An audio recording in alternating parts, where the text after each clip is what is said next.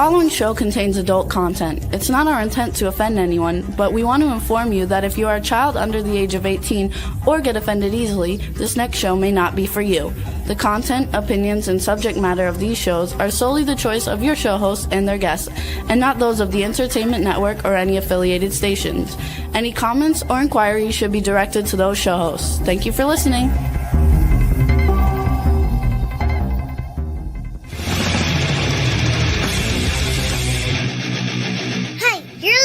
To the Adventures of Pipeman on W4CY Radio.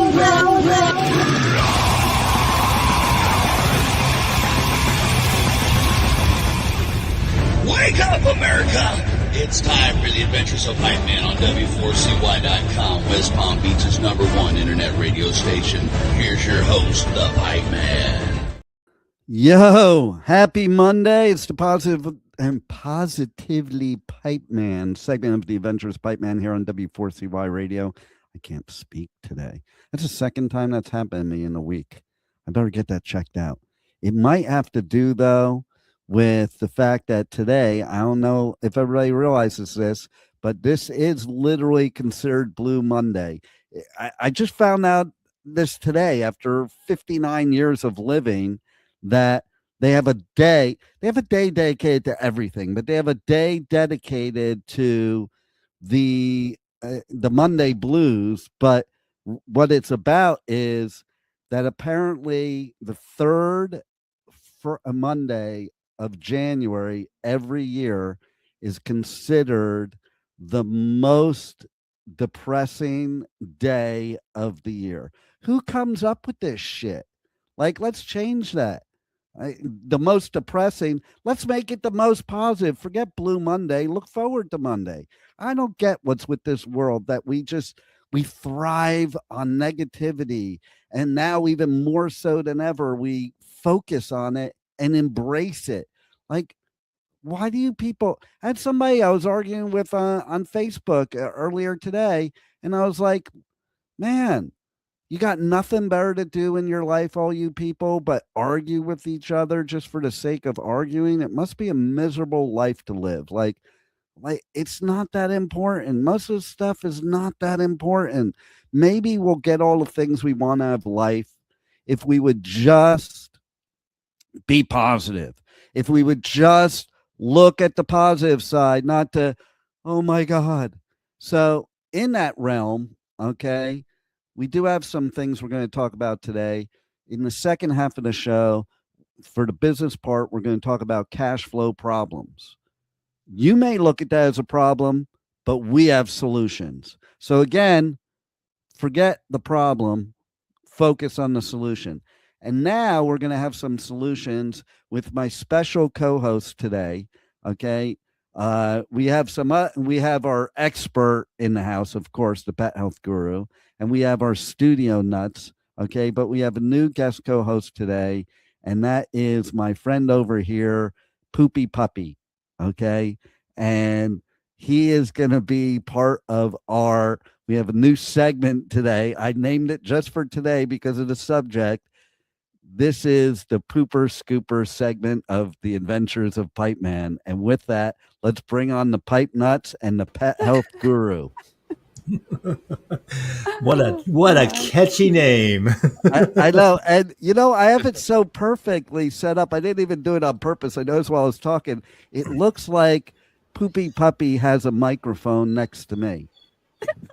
Like, look, does it look like he's talking into the microphone? It does. Absolutely. So, we need to know, Pet Health Guru, we really need to know right now, not what the bird poop scoop is, but the pet poop scoop. All right.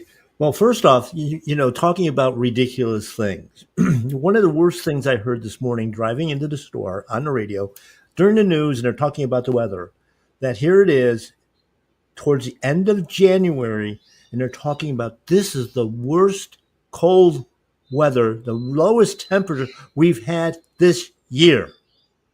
We've only had 25 days. It has gone quick. Like, I woke up this morning, I'm like, damn, the year's almost over already. How does this happen? I know, but yeah, I mean, it's like, okay, it's January. We're really just now getting into it, and you're already panic mode in Florida. Listen, hey, people, it's January. It usually is the coldest month of the year, or thereabouts. Okay, no matter Yeah, where you are. Well, I won't say no matter where you are because the opposite side of the equator, it's the opposite. But exactly. you know, definitely here in the United States or anywhere on this side of the equator, except maybe on Rebels' neck of the woods because they're a bunch of rebels. It's cold here. How cold is it there, Rebel? We were very worried that you might not make it to a show today because while you were outside building your snowman, you became the snow lady. Absolutely. Well, it is currently 36 degrees, but it feels like Ain't shit. 27. That ain't shit either. That's not cold. No, It's no, 12 it's cold, o'clock right now. but it's cold here too. It's 87. And listen, go up to like northern Canada and tell them that feels like 27 is cold. That would be like a summer day Yeah. for some people. Not for here. Now, if it was that temperature here, now that might be cold. Actually, it might be cold where you are because you have the same humidity as us. And that's the thing I find down here is that it's colder here because of the humidity, because of the wetness in the air. Like I could be up in Jersey and it's 40 degrees and I'll wear a t-shirt, and here it's 40 degrees and I'm like putting on my leather jacket or something. Well, the other thing, the other part of that too, is when you have heavy cloud cover, which you normally get here in South Florida. When that cloud cover's gone, all the heat goes away. Mm-hmm. That's true. Up north in a snowstorm, you walk outside in a t-shirt because it's not that cold. Because snow is only at 25, and of course the temperature is insulating. The clouds are insulating, so But don't give us a clear night up north because then it's freezing. Oh yeah, totally. And you can always tell when it's going to snow because it gets warmer to snow. Yeah. It is the weirdest thing. Not according to the news. Oh. Not according to, the government, not according to the weather service. I want to know why when my pet's poop is out there in the wild during the winter, why it turns white, but not from snow. That's just a drying process. And that's because in the wild, and of course, when we look at a lot of different foods, that white chalkiness is actually extra calcium, extra bone coming out of the body. Mm. And when you're eating more of a meat diet, first off, it's going to be different. And we can get into that in a little bit. But, it's funny on the health side. We have been taught forever and ever and ever. Vomit and diarrhea, loose stools, bad poop, different poop requires the assistance of the medical community. You have to run and see a white coat. Maybe you want to go to the emergency room for that one. It's so dangerous. Don't fall for that stuff. People don't fall for that stuff.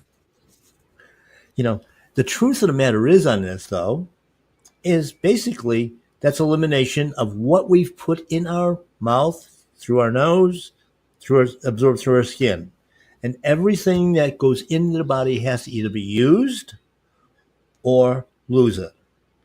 And it's a little part of it.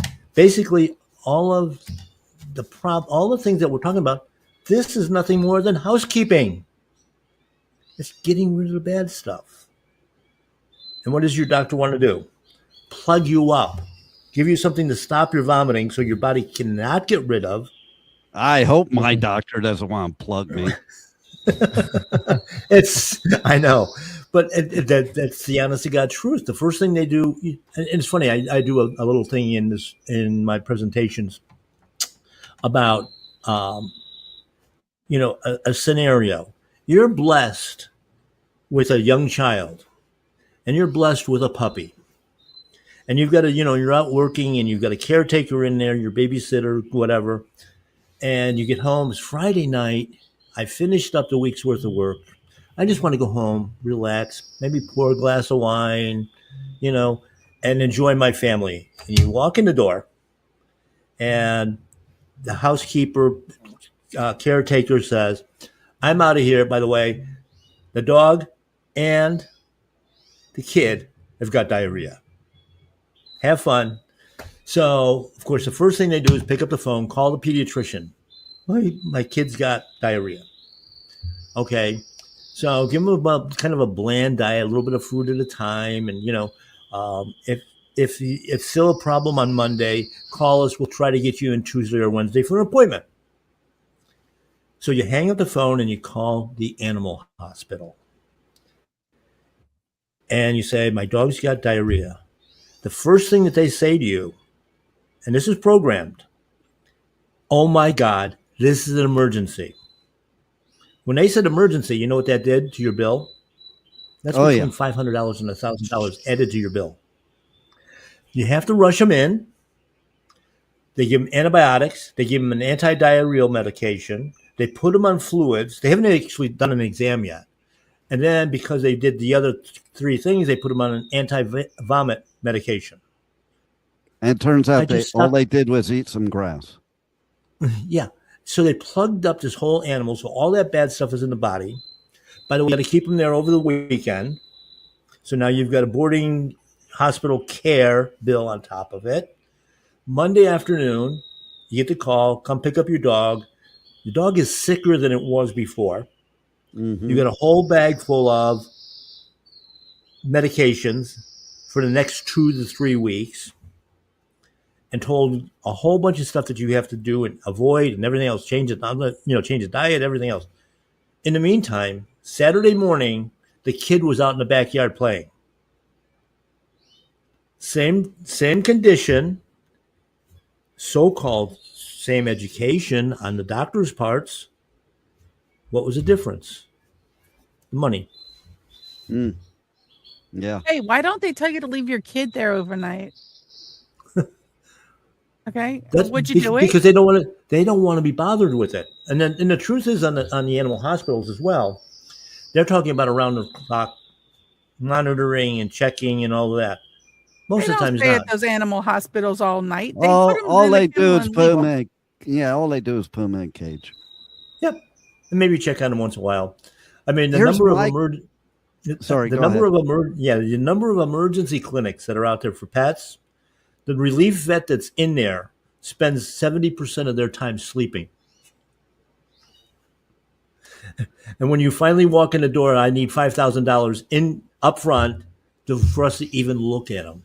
That's emergency care today. Wow.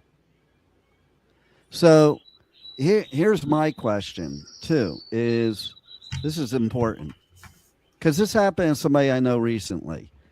They were having some stomach issues, and in turn, their dog was having some stomach issues. I think that's something called like hypochondria, munchkins, whatever. Yes. Because I always laugh when people's pets end up with the same exact condition. And so this person, who I know very well, of course he thought it was food poisoning. And of course he thought his dog got food poisoning too. They eat the same thing? Well, yeah. So when they go out to eat, he'll feed, like many people, he'll feed the dog some of his food. Okay. But he's very careful with it. But here's the thing. Okay. Takes the dog to the vet. The vet, only tested for everything except what this person wanted tested. And said, no, it's okay. No, didn't test for bacteria.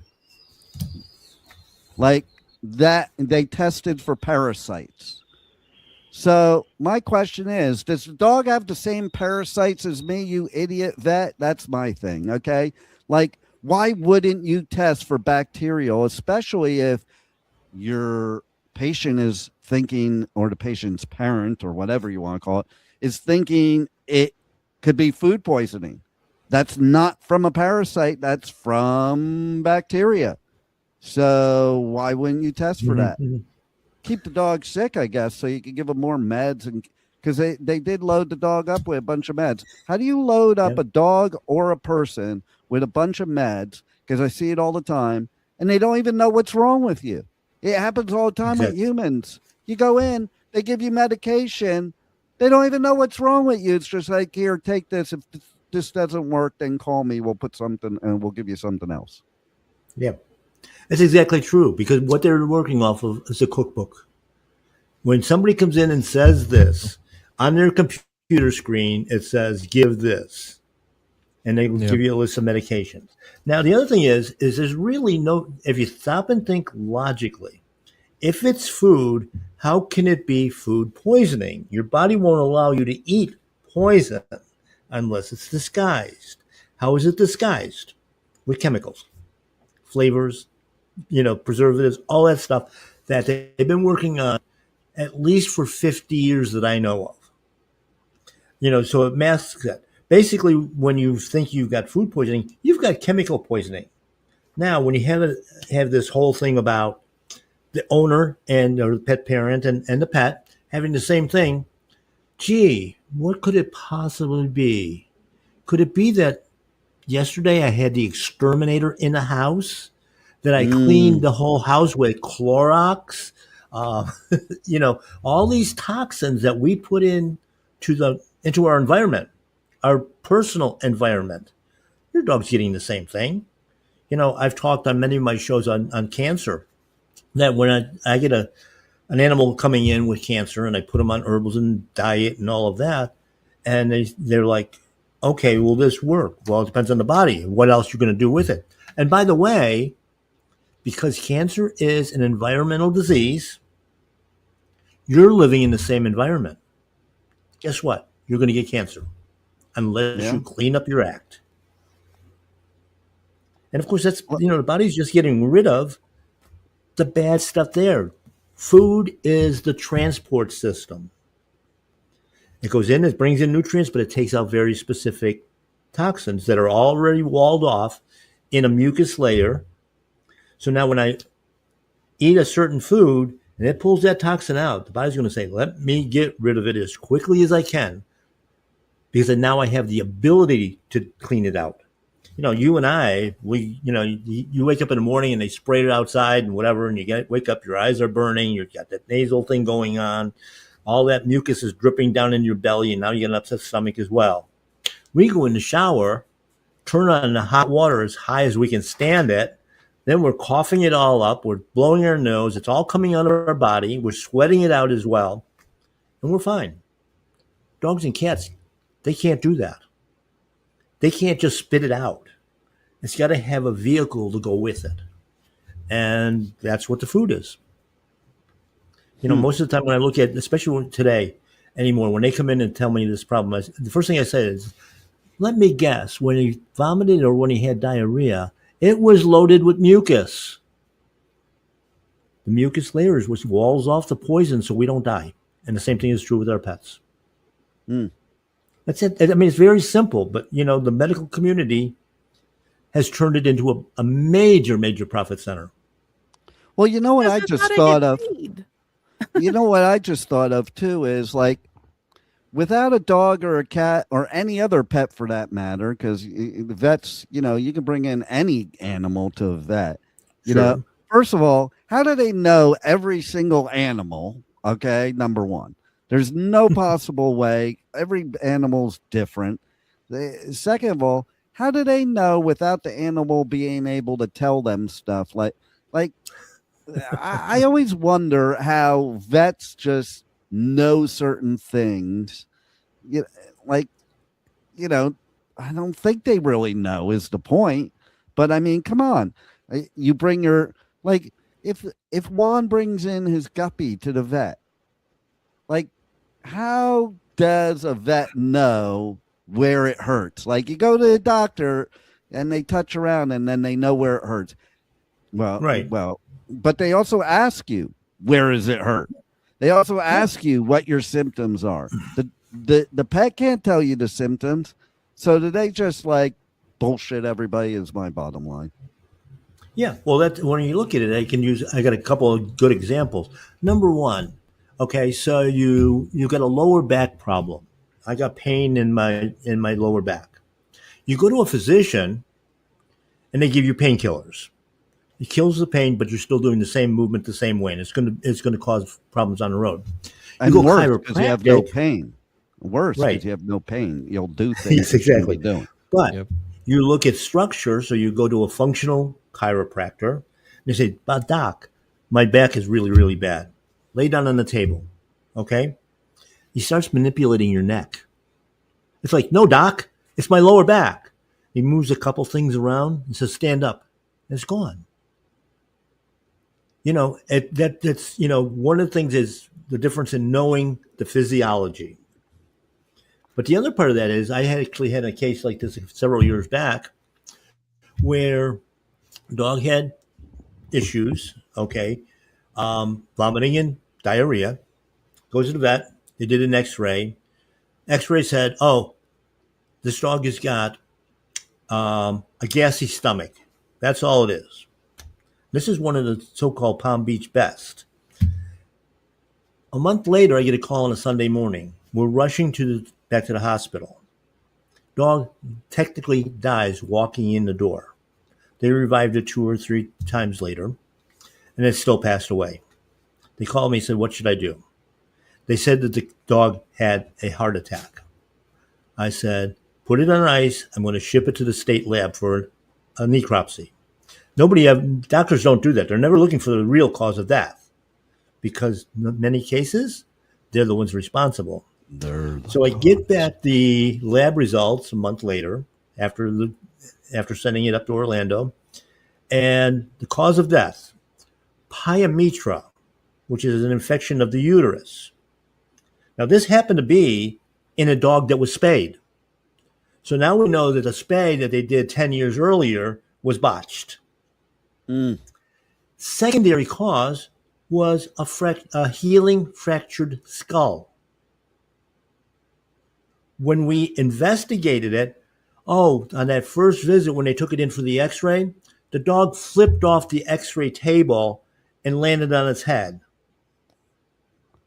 Diagnosis was heart attack. Heart had nothing to do with it. Wow. What can Rebel, you do that in sounds like situation? something that's happened to you. So what can you do in that situation? What can you how can you prove that, or what can you do? Because I don't know The about proof was anybody in else, the but my necropsy. pets or kids, you know. Yeah.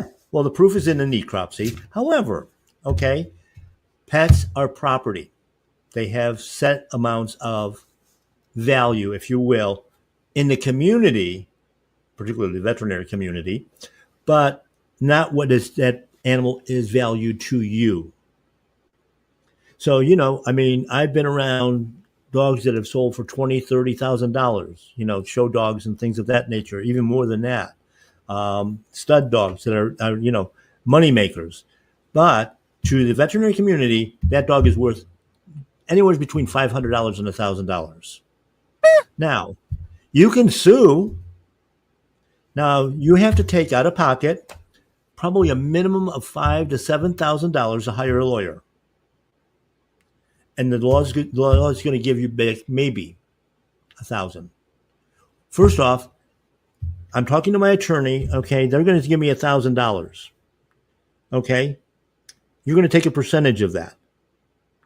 Okay, so I'm an attorney. I'm going to do a job for $200 or $300 or $400. No, get out of my office. That's I'll give a justice. perfect example of that. And it's not a pet example, it's a me example. So Yeah. I had a heart attack in Hawaii. They screwed it up, almost caused me to die, caused my second heart attack. And I'm not a sue person. I never really have been, but people kept saying I should sue. They have malpractice, blah, blah, blah. And then I thought about it. And I was like, I was pre-med in college. And one of the reasons I didn't follow through was, of course, because I learned it in college why I don't believe in Western medicine. But I also found out that by the time you're done paying your malpractice insurance and your student loans as a doctor, you're not going to make money until you're in your 50s. I mean, little did I know that would happen fairly quickly, back then, because I'm like 50s. Right. I'm not waiting until my 50s. That's like another lifetime from now. But if you live that long. Exactly. But the point is, so I did look into it, and I was calling all these lawyers in Hawaii, and no one would take my call even. Forget taking the case, taking my call. Finally, I got a lawyer that did, and they explained to me why all the other doctors didn't take my call. I mean, all the other lawyers didn't take my call. Because you're never going to win a malpractice suit. Even if you win, this is how crooked the system is. Even if you win a malpractice suit, you still don't get anything out of it and this is what he's explained to me. The reason lawyers won't take the case is because by the time you're done beating the system, you spent so much money that there's nothing left. And there's nothing left for the lawyers either, and so because all the money's going to pay for all the things you had to do to fight the powers that be, right. So, the point is, what's the point of this malpractice insurance too? It's all a bunch of bullshit, So basically the bottom line is I was told you're not going to be able to sue them. Like they're so protected. You're not going to be able to sue them. That was word for word what was said to me because nobody will take the case and you can't win anyway. It doesn't matter. They're too powerful. Well, that and just the term malpractice is not really defined. It's basically somebody's perception whether he screwed up or not, even if it's proven. But just like what's going on in socially now, a police officer has to use his weapon. What was his state of mind at that point in time? What was the surgeon that was working on you have in their mind? I just saw a statistic that, especially when you get up in the medical community where you're, one of the top doctors or whatever, that something like 40 to 60% of them are druggies. Because they can't deal with the reality of what's going on in the body. And not only druggies, as in dealing out drugs to people on prescription, or because druggies are people that do drugs. They're doing the drugs. For that question. Yeah. The doctors are stoned, and I saw a statistic this weekend that 250,000 deaths occurred because of raw milk last year. Oh, wait a minute. Wow. No. That was a number of people that died from medical injury last year. Whoa. 0 from raw milk. And what do you see? I think part of that is just based on they rely on the system way too much rather than actually thinking about how to help you. Because I've been to a doctor, like last time I went to a doctor, and this is why I don't like going to a doctor anyways. My cholesterol was 2 points higher than what they consider to be normal, and she gave me cholesterol pills. Yeah, wait a minute. What? Fuck that. I'm going to be blunt. I'm not going to say who my doctor is, but she told me, do not take them, but I have to prescribe them to you. Yes. Yeah. Well, that's the only malpractice, by the way. If they don't follow their cookbook, that's their malpractice. She told me, she said, this is, you can take this and it'll help you lower your cholesterol to like more manageable levels to where the system is happy, but it's going to damage your liver long term. Well, here's the thing too, okay? That is absolute fact, everything you're saying, because I was in the financial business when things started to change in healthcare, owned an insurance agency, and I was there and witnessed firsthand when insurance agencies or insurance companies started taking over healthcare. And basically, the deal is, because I was dealing with trying to get claims processed, and the deal is that doctors won't get paid by the insurance companies unless they diagnose you with something and possibly prescribe something to you. So to your point of what happens, because that doctor had to prescribe that medication to you, or else the claim would not get paid. Yeah, and her exact words were, if I could give you a more natural way to manage it, I would, but this is what the system is showing me. This is what I have to give you. Yep. Yes. Exactly. Yeah, well, that's just it. I was talking with several clients last week about the same problem, and it was physicians, veterinarians are not allowed to talk about the other things, the alternatives, on their own. If they ask, if you ask your doctor, they hedge around it. They really can't say anything. And if they do, they lose their license. You're $500,000 into debt, between student loans and, your time you spent and everything else. If they take your license away, you can't even talk about medicine. Yeah. Either on the veterinary side or on the medical side. You're not allowed to. You're basically given a gag order. That's So what what's it like to be regulations owned? say. That again, Rebel. So I wonder ask your doctor, what's it like to be owned? Like they're owned by the AMA? I think Well, it's they are owned. Well, Well, You that's can't what think Juan when just. you're Well, that's what Juan just said. He says for the system to be comfortable with you. Yeah. And if this it is shows what- them You on the don't have a computer that choice. They have to prescribe you something. There's no way around it. They have to prescribe it. This is what happens when you have too much regulation. Perfect example. While I was in the financial business, the Wall Street Journal could print an article, and it was perfectly legal because they weren't licensed. If I took that exact article, like cut it out of the newspaper and sent it to a client that they could go get themselves, I would be breaking the law, breaking the regulation, because it was not approved by the government for me to send that article to them. I used to have to literally go and get every single article that I ever mentioned approved by the government before I could talk about it or send it. But the average person could just walk into a newsstand and buy the newspaper. No problem. So if you had this in your office, if you had the newspaper laid out to this article, would you be in any trouble? If you pointed to had it. a client there, and yes, you pointed to it, and you made, like, they could find it themselves, but if you directed them to it, then you were breaking the regulations. So if you had your waiting room, you had a newspaper, and they were reading this, and they came to you and showed you the article, would you be in trouble?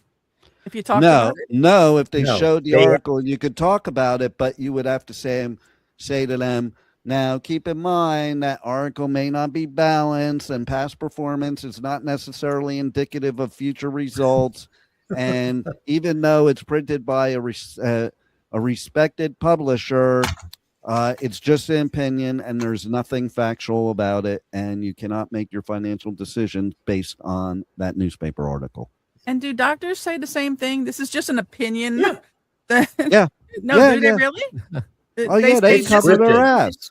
When they're talking about what they're giving you. Yeah. Well, I'm going to give you this prescription, but this is just my opinion because someone told me I had to tell you this. Do they say that? Are you kidding me? No. They beat No. around the bush, but they cannot tell you directly that they're under strict orders. Yeah. Exactly. And of course, when we started this topic, of course, to bring us back around, housekeeping. They don't want your body to house clean itself. That's why they start out with, vomit and, diarrhea, and different poop is different. On all those scenarios too, depending on what you put in your body, depending on what you eat is going to have a profound difference in the way it looks, the way it comes out. Every time you use the bathroom, it's a brand new experience. You never know. And of course, the way our sewage systems are set up, okay, ours is going into a toilet filled with water that dilutes everything down. You won't even see if there's blood in your stool in many cases. But the dog is going out on the wee pad or outside, and everybody's crawling on the ground like, oh my God, this is different. Let me run to the vet. I know, right? It must be parasites too. And I think it was on the last Pet Health Cafe podcast, we talked about parasites. And of course, you mentioned it earlier on that that's one of the tests that they do. But they're only looking at 3 or 4 different parasites. We literally have thousands of different ones in our body every single day. There are actually good ones and bad ones. Totally. And I brought up as an example, and you'll appreciate this because of your background. Back before 1950, pork, trichinosis, terrible parasite. We were feeding our pigs garbage in the streets. Eliminated in 1950. Now the doctors keep talking, or not the doctors, the food industry, parts of it, especially on the vegetarian and vegan side. Oh my God, you're going to get 10,000 parasites from pork. Not true. But it's been eliminated since 1950. Wow. But today, now I know that in the pet food industry, they use a ton of pork. I've never known a veterinarian to do a test for trichinosis. Amazing. Not one. Let's tell everybody how they can reach out to you for more information. Check out your podcast. Check out My Paleo Pet. Get your products, all that good stuff before we segue from poop that's not causing any cash flow problems to vets to how we can solve your business cash flow problems. And so you too can be as profitable as veterinarians. There you go. Yes, so you can reach me, of course, quite often at Pet Health Cafe, the podcast. You'll be able to get a lot of information on a lot of different topics, health, wealth, all that stuff, how you can basically keep yourself in a state where you don't have to use these doctors. My Paleo Pet is our both our website and our retail store. You can communicate through there. You can order the products directly on mypaleopet.com. You can call the store. That one is 954-971-2500. You can book a consultation, a private consultation with me through the website or through the store. And we keep looking at different cutting edge technologies, things that are going to only build the body. Every product in our selection is both safe and useful for both humans and pets. And we have of course, on the food side, our farm to table program. All the stuff is raised here in the state of Florida, so it's all local. We're eating local again now, which is a good thing, and clean. No antibiotics, no hormones, no vaccinations on our animals. Completely grass finished, which is almost impossible to find anywhere. So we've got a good program for both you and your pet. Love it. Always love the advice you give people and your wealth of knowledge, Pet Health Guru.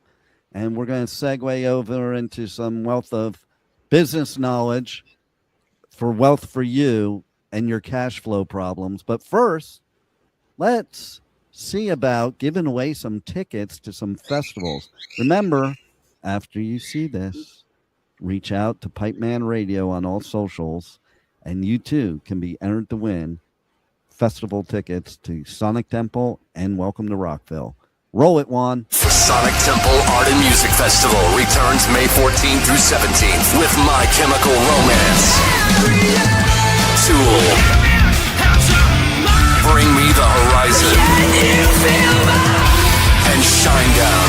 Plus, Pierce the Veil, Good Charlotte, The Offspring, Sublime, Godsmack, Breaking Benjamin, Marilyn Manson, and so many more. Sonic Temple in Columbus, Ohio, May 14th to 17th. Passes on sale now for as low as $1 down at sonictemplefestival.com. Welcome to Rockville. Returns to Daytona International Speedway May 7th through 10th with Foo Fighters, My Chemical Romance, Guns N' Roses, and Bring Me the Horizon. Plus, Turnstile, Five Finger Death Punch, The Offspring, Breaking Benjamin, A Day to Remember, Godsmack, and so many more. Welcome to Rockville, May 7th through 10th. Passes on sale now for as low as $1 down at welcometorockville.com.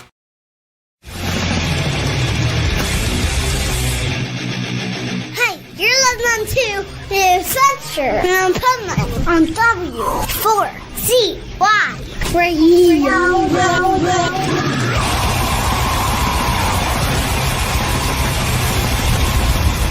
This is the Pipeman here on the Adventures of Pipeman W4CY Radio with our resident business expert with some powerful business strategies here on the Positively Pipeman segment. Let's welcome Michael Barbarita. How are you? Excellent, Dean. Thanks for having me. How you doing? I'm doing great. And like last week, we were talking about ice cream and lines of credit. That's right. And this week, we're talking about solving cash flow problems. Hopefully, that doesn't mean your ice cream's melting. Right.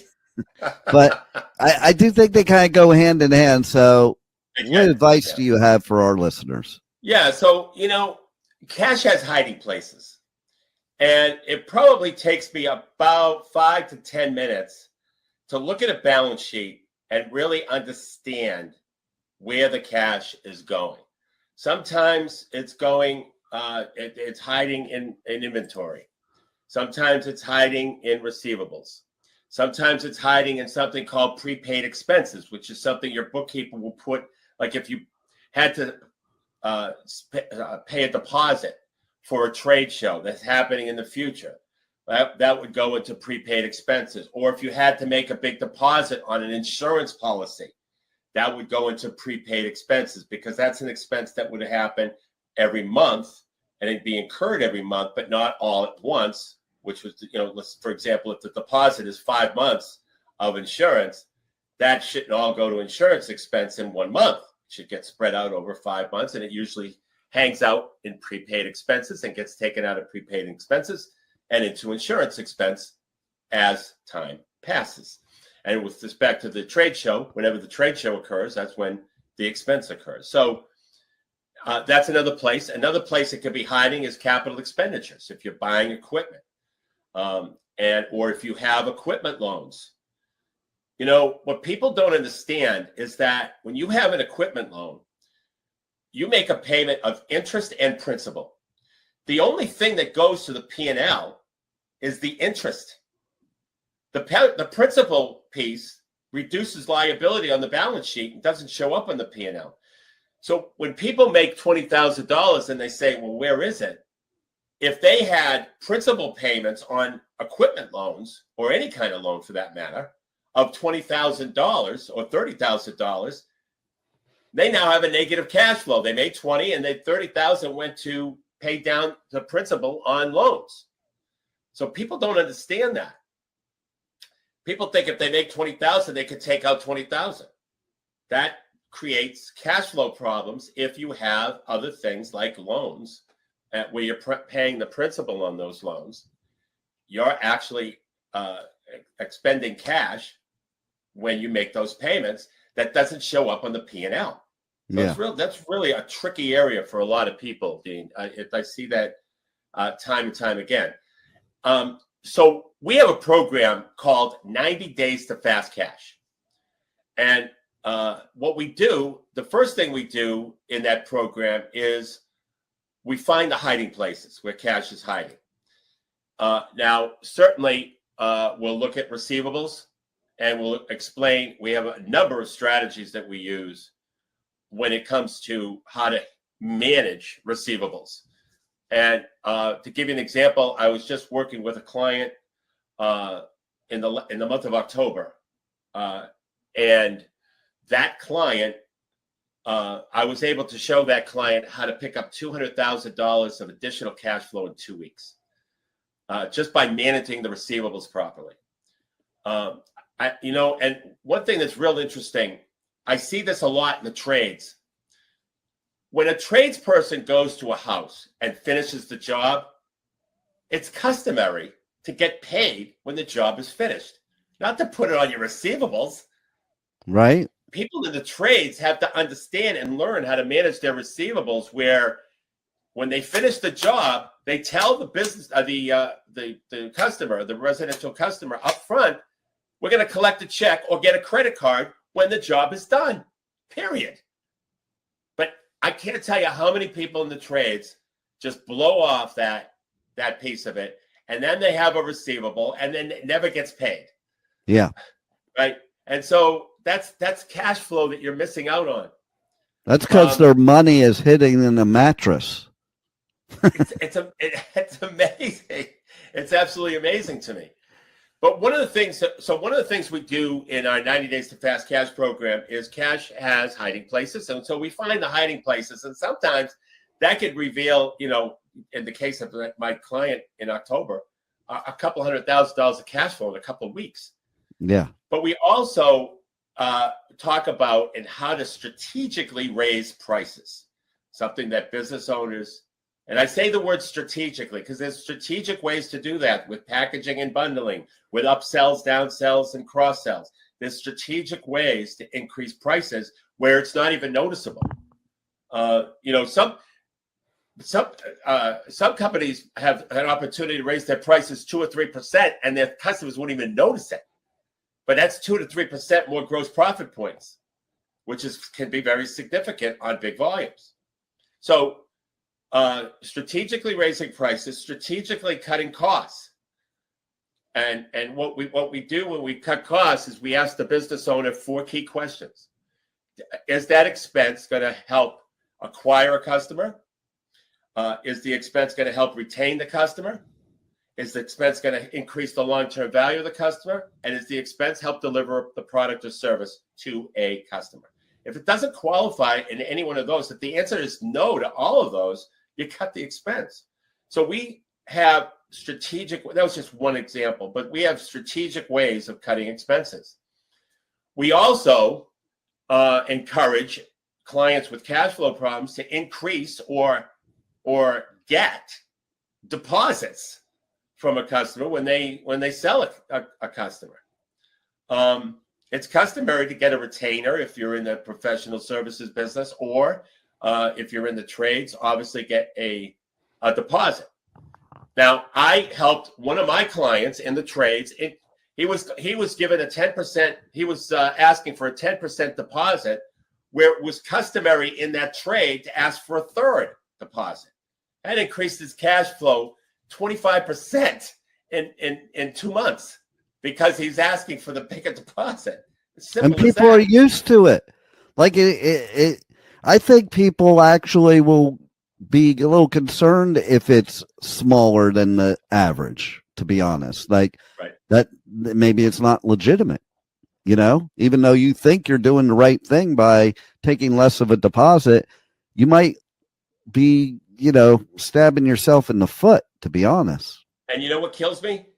They never mentioned it as a feature of their product when they were talking to the customer.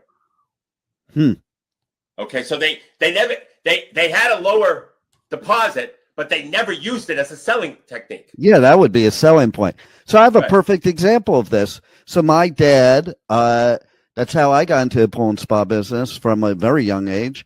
He was in the spa business, and when he was older and his health was ailing, I was helping him with his spa business while I was actually literally starting the radio network. But I was helping him, so I was working like 50 million hours a day. But I came from the investment business, and he had this sales pitch to get people to buy that worked quite effectively for him, where, these $8,000 spas, all you had to do is put a $200 deposit down. And in his mind, he wanted only $200 because he didn't want to spend that money that was coming in and then it be a problem come time when it was to deliver the spa. Now, I came in with a very different attitude coming from the investment business. I got people to pay up front, 100% deposit. Yeah, and every time, and they didn't even flinch because it's all about how you say it and how you present it, And he used to get actually upset at me for doing that. Don't do that. I don't want to have to give. I'd rather give back 200 if I have to than 8,000. But here's what happened. The people that only put $200 deposits down, they're quick to cancel. Even if they think they won't get the 200 back, because it's just a $200 loss. Whereas none of the deals I would sell would cancel because they were fully vested in it. So not only from the viewpoint of how much money that they already put out, but the fact that the mindset of already putting it out, okay, and also the mindset of, I'm already fully vested in this, and they take ownership of whatever they're buying. Like the people that were paying $200 deposits were not taking ownerships of the spas. They're like, okay, I'll just give the $200 to, shut the salesperson up, Right. Whereas with me, they were giving the full amount, and they had already completely made their decision that wasn't going to change. And in their mind, their mindset is they already own the spa. It's already in their backyard. Unbelievable. And, to your father's credit, though, at least he used that as a selling technique. Yes, he did. My clients, when they were doing that, they weren't even using it as a sales technique. Yeah, that's just dumb. There was no benefit whatsoever. Here they are giving an advantage, and they're not even using it in their sales pitch. Oh, I would use it all the time if it were me. Right. They never did. So, it's just one of those things that they're not thinking about. They need someone to help them think about these things. And that's where we come in, Dean.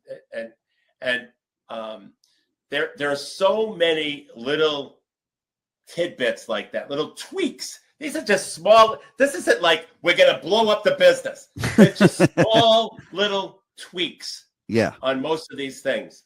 And as we continue with our 90-day fast cash program, we get into upsell, downsell, and cross-sell, because that can have an immediate impact, as well as compelling offers. We get deep into that. I've had clients increase business and increase cash flow at the same time by generating more compelling offers, risk reversals, and adding more value to the product, and bundling and packaging, being indifferent to the outcome, having a time limit on when the offer is good for, having scarcity where, they only have 3 appointments left, or they only have 3 units left. All those things have added to their cash flow because they're able to turn the sale quicker by having the compelling offers. Yeah. And so our 90-day to fast cash program, and, we guarantee increasing our clients' cash flow by at least 50% in 90 days, or we give all the money back. We don't, and that's, and we talk about how that's calculated and so forth up front, but we guarantee our performance. That's our risk reversal to your audience. Nice. And so, the way to participate in the 90 days to fast cash program is to go to our website, www.nextstepcfo.net. Go to the contact form in the website, fill out the contact form, and in the message section, put 90 days to fast cash, or just fast cash. All right. Well, I want some fast cash. And we're going to fastly cash out of this place, because I think we gave them some great information today. And I absolutely love that we can give all these powerful business strategies from you, Michael Barbarita, from Next Step CFO. Everybody has to check you out, and everybody has to tune in every single Monday to the Positively Pipeman day of the week for the Adventures of Pipeman, where you can get more powerful business strategies from Michael Barbarita. Thanks for being here, and thanks for being on the Adventures of Pipeman. Thanks for having me. Thank you for listening to the Adventures of Pipeman on W4CY Radio.